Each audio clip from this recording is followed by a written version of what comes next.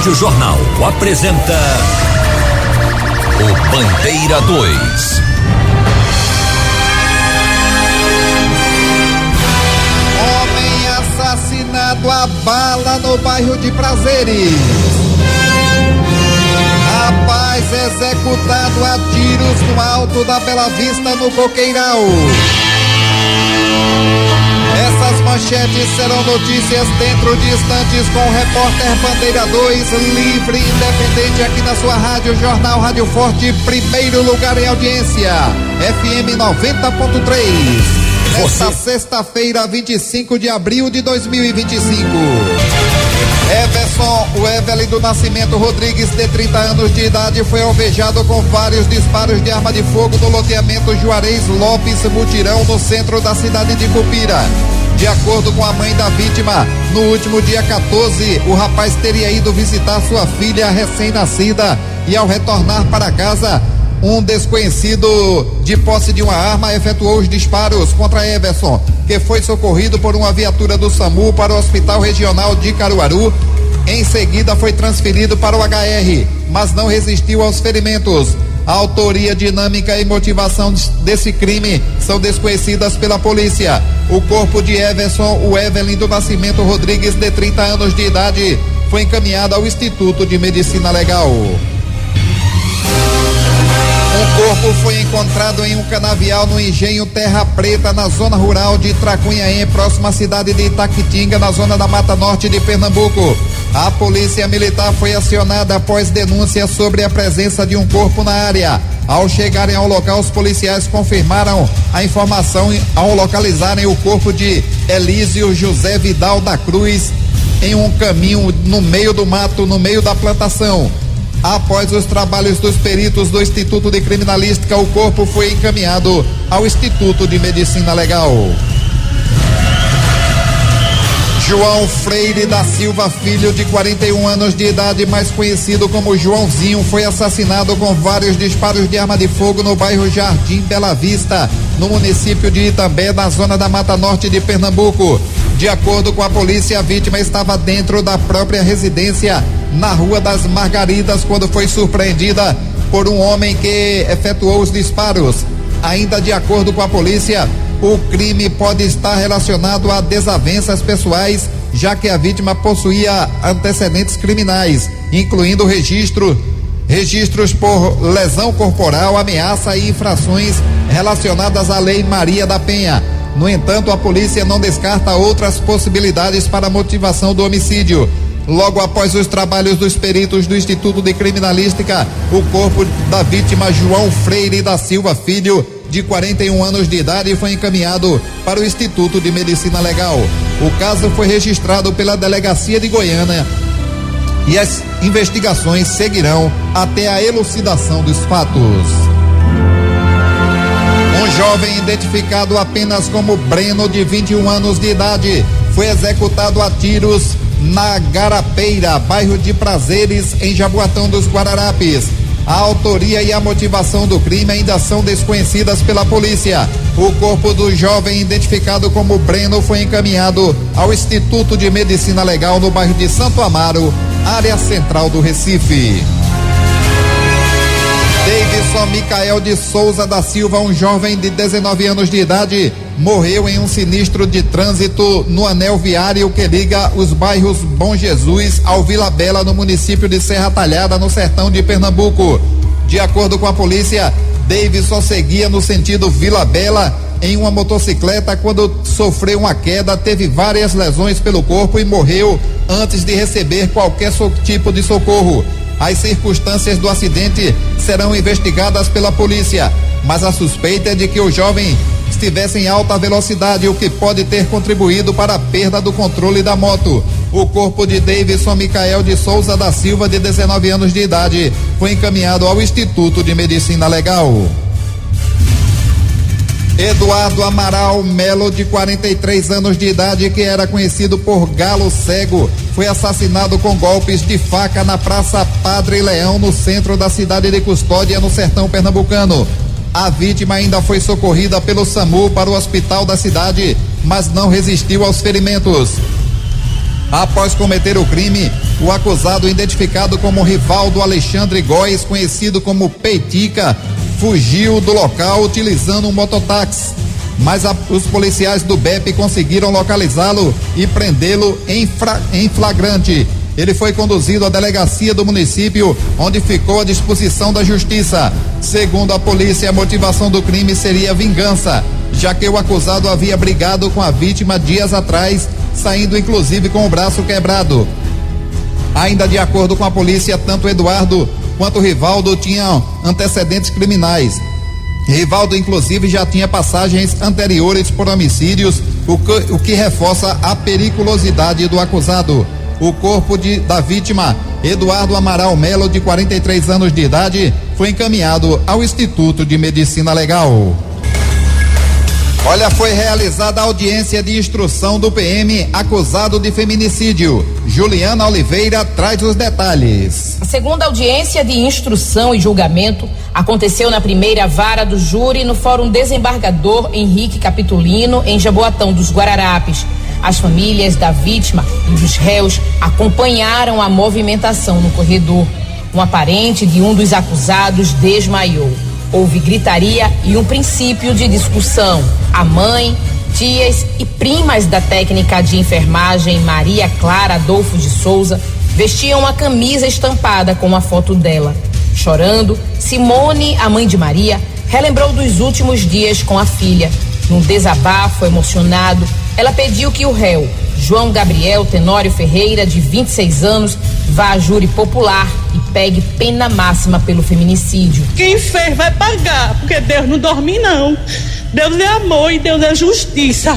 Eu quero justiça e hoje estou aqui cobrando justiça. De acordo com as investigações, João Gabriel, soldado do 25º Batalhão, é acusado de matar Maria Clara no dia 24 de julho de 2024. Ela foi assassinada com 11 disparos de arma de fogo na frente da casa onde morava, no bairro de Socorro, em Jaboatão. A segunda audiência de instrução e julgamento acontece 9 meses depois do crime. Foram arroladas pelo Ministério Público de Pernambuco 6 testemunhas de acusação e 2 de defesa. Entre as testemunhas de acusação está uma policial militar que, de acordo com as investigações, teria emprestado a arma do crime ao acusado. A família afirma que Maria Clara manteve um relacionamento com o militar há quase 3 anos e que, quando descobriu que estava grávida, o acusado não concordou com a gestação e que, em determinada ocasião, ele já teria tentado matar a vítima envenenada. A partir do momento que ele soube que ela estava grávida, ele queria que ela tirasse. Ela chorou no dia, perguntou a mim, eu disse a ela: você que sabe o que faz, minha filha. Aí ela disse: mãe, eu vou ter minha filha. A favor da vida, técnica de enfermagem, cuidando da vida dos outros. Não queria isso, né? Ela pediu para ele respeitar a decisão dela e ele não fez. O que ele tentou fazer com ela? Colocou chumbinho no açaí dela.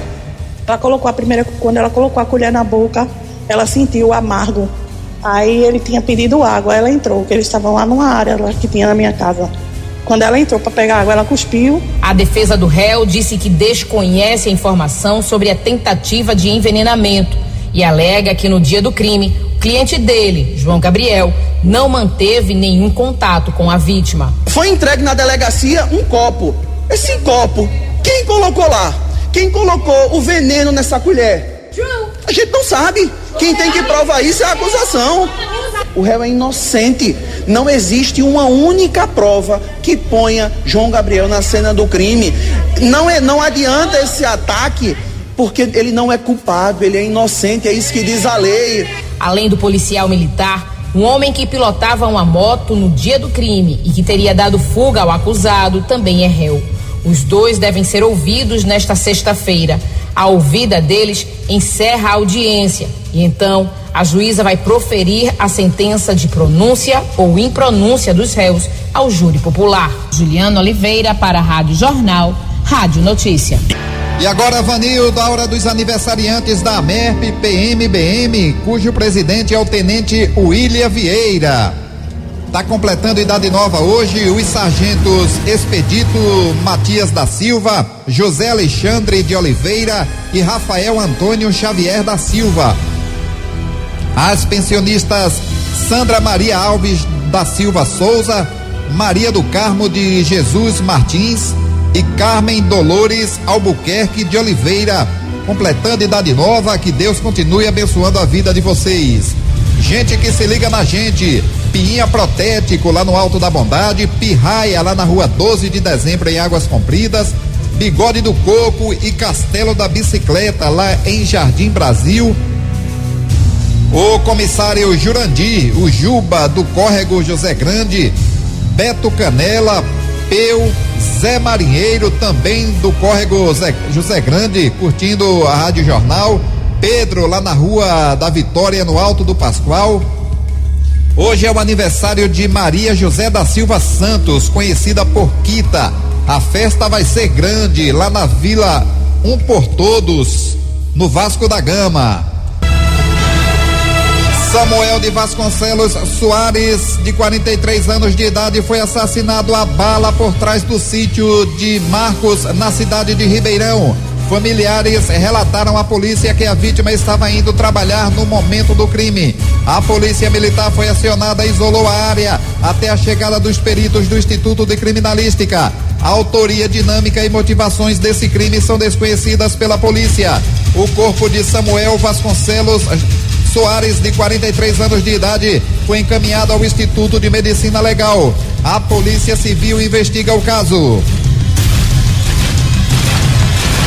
Olha, um adolescente de 16 anos foi executado com mais de 10 tiros de pistola ao sair da escola onde estudava, lá em São Lourenço da Mata. Quem traz os detalhes é Valdisson Balbino. Segundo testemunhas, esse estudante de 16 anos, identificado como Diego Rafael da Silva, estava voltando da escola quando, ao passar pela rua Maria Tereza Dourado, que fica aqui no bairro Capibaribe, em São Lourenço da Mata, ele foi surpreendido por 2 homens que estavam em uma moto. Esses homens, segundo testemunhas, chegaram já atirando. Foram disparados pelo menos 10 tiros, 8 atingiram a cabeça do estudante. A perícia criminal também foi feita no local, vários objetos, foram periciados, inclusive a bolsa desse jovem de 16 anos, e eu conversei com o perito Vitor Sá Leitão. Questionei se dentro dessa mochila tinha algum objeto que levantasse suspeita para uma possível, provável motivação. Ele falou que dentro da mochila não encontrou nenhum material ilícito, mas aí, segundo testemunhas ainda, segundo informações coletadas no local, algumas pessoas falaram que esse jovem estaria repassando drogas nessa localidade, por isso teria sido surpreendido por 2 homens que seriam traficantes ali daquela área, isso segundo informações que foram também repassadas à polícia. E aí esses traficantes não gostaram e efetuaram muitos tiros. Foram 10, 8, repetindo, atingiram a cabeça do Diego, que morreu na hora. A gente vê que é um crime, bem característica de execução. Vamos ouvir agora o que disse o perito. Ele fez esse primeiro levantamento, a gente chegou a conversar com ele vai detalhar um pouco mais sobre a dinâmica e sobre o que já se tem de informação desse homicídio. Constatamos essa ação homicida, foi bem clara, com pelo menos 10 disparos de arma de fogo, sendo 8 deles na cabeça, uma região fatal aí, sem chance para qualquer tipo de defesa. Arma de um único calibre ou foram várias armas usadas nessa execução? Encontramos elementos balísticos, sim, mas inicialmente posso falar que foi apenas uma arma, podendo vir a surgir mais elementos que indicam a possibilidade de outra arma, mas foram diversos disparos. Ainda é cedo para entrar em detalhes e explicar aqui qual foi o calibre, mas sem dúvida foi uma execução clássica, Vocês encontraram alguma droga, algum entorpecente? Não, havia apenas material escolar e ele também estava com a farda escolar. Havia apenas, como o perito falou, o material escolar, ele estava usando a farda da escola, mas aí, segundo informações repassadas pela polícia, existe essa linha de investigação, o tráfico de drogas pode ser a motivação desse homicídio, como também outra informação que chegou para os policiais do DHPP que estiveram aqui no local. E a informação que chegou foi que um parente desse jovem de 16 anos seria o alvo dos criminosos, mas como esse parente não foi encontrado, esse Diego, o Diego Rafael da Silva, ele foi executado em via pública, bem próximo à escola onde estudava aqui em São Lourenço da Mata. Valdson Balbino para a Rádio Jornal, Rádio Notícia. E agora vamos até Garanhuns com Felipe Ferreira com as notícias da Suíça pernambucana. Bom dia, Felipe Ferreira. Pois é, Givanildo, um abraço para você, muito bom dia a todos. Olha, Givanildo, a Polícia Civil de Pernambuco prendeu ainda ontem o homem condenado pelo crime de estupro de vulnerável. A prisão foi realizada por policiais de Saloá, aqui no Agreste Pernambucano, sob o comando do delegado Tiago José, com apoio do Núcleo de Inteligência do Agreste. O mandado de prisão definitivo foi cumprido na rua Josefa Vicente, no centro da cidade. O crime pelo qual o homem foi condenado ocorreu em 2008. A ordem judicial foi expedida pela terceira vara regional de execução penal da comarca de Caruaru. Após ser detido, o acusado foi conduzido para a audiência de custódia e em seguida encaminhado ao sistema prisional, onde vai ficar inclusive à disposição da Justiça. A Polícia Civil não divulgou a identidade desse preso. O caso segue sob responsabilidade da Delegacia de Polícia de Saloá. Olha, Givanildo, outro caso que chamou a atenção também aqui no Agreste Pernambucano é que a Polícia Civil de Pernambuco intensificou as buscas por Marcondes Batista. Ele é um pai de santo acusado de múltiplos estupros no município de Lagedo, aqui no Agreste Pernambucano. Entre as vítimas está uma adolescente de 13 anos. Ela frequentava o terreiro de Candomblé acompanhado da sua mãe. O líder religioso, que já teve sua prisão decretada pela Justiça, permanece foragido. De acordo com as investigações conduzidas pelo delegado Cladinaldo Menezes, esse homem utilizava sua posição de autoridade religiosa para cometer os abusos. O pai de santo simulava estar incorporado por entidades espirituais durante os rituais e, aproveitando-se disso, a vulnerabilidade também das vítimas e de quem frequenta esse espaço, ele criava um esquema de manipulação que culminava, portanto, nos crimes sexuais. As investigações revelam ainda que o líder religioso ameaçava amaldiçoar as vítimas caso elas se recusassem a ceder às suas exigências ou mesmo denunciassem esses abusos. O caso veio à tona após a mãe desse adolescente de 13 anos perceber mudanças no comportamento do filho e, ao questioná-lo, descobrir, portanto, todos os abusos sofridos por esse adolescente. Imediatamente ela procurou a delegacia de polícia para formalizar a denúncia e, a partir desse primeiro relato, outras 3 vítimas, incluindo também uma mulher, também procuraram as autoridades para denunciar situações parecidas vivenciadas no mesmo local e até mesmo em um motel. O delegado acredita que, com a divulgação do caso, outras possíveis vítimas de Marcondes possam perder o medo e procurar também a delegacia para formalizar as denúncias. Até o momento, o homem não foi preso pela Polícia Civil e segue foragido. Givanildo, volto com você no estúdio de Garanhuns, Felipe Ferreira para o Bandeira 2. Obrigado, Felipe. Um homem que não portava documento de identificação foi alvejado com vários disparos de arma de fogo na rua do Barqueiro, no bairro de Antônio Casimiro, na cidade de Petrolina, no sertão pernambucano. Testemunhas relataram à polícia que o homem seria morador de rua e não era conhecido na localidade. O SAMU foi acionado e socorreu o homem para o Hospital Universitário de Petrolina e seu estado de saúde não foi divulgado. A Polícia Civil investiga o caso.